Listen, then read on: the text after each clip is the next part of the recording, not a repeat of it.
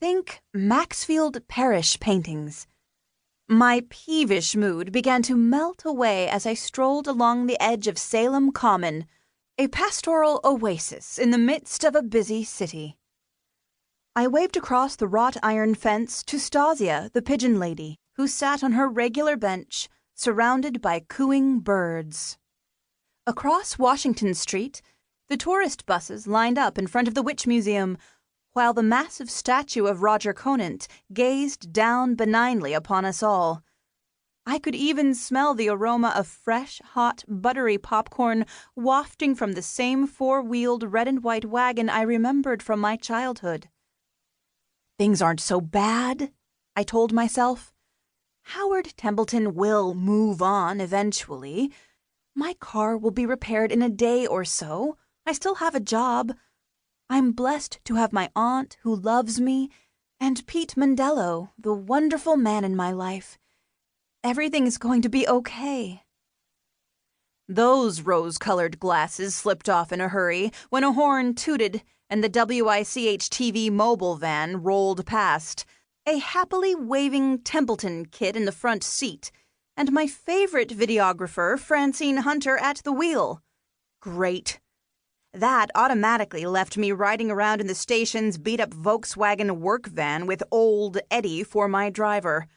That's in case anything worth covering happened during my shift, and in case Scott Palmer, who wears about 14 different hats around the station, including occasional field reporter, didn't grab the call.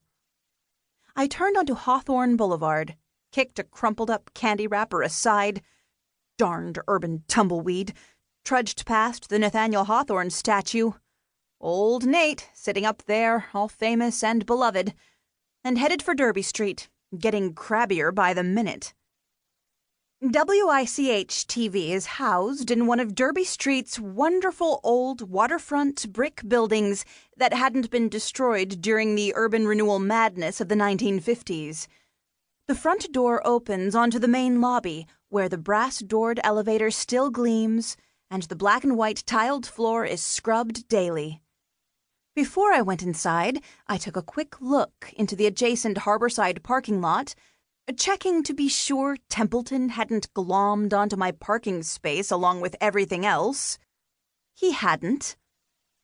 Sometimes, in the interest of saving time, I use the metal stairway to the second-floor office suite, but, being in no great hurry, I opted for Old Clunky, trying not to focus on the brass panels. I have a thing about reflective surfaces. I'm what's called, in paranormal circles, a scryer. My best friend, River North, calls me a gazer. River is a witch, and one of the few people who knows that sometimes when I look at a shiny object, I see things that others can't see. Aunt Ibby knows all about my so-called gift. My detective boyfriend, Pete, knows about it too and struggles to understand it. That's all right. So do I. I pressed the up button and waited.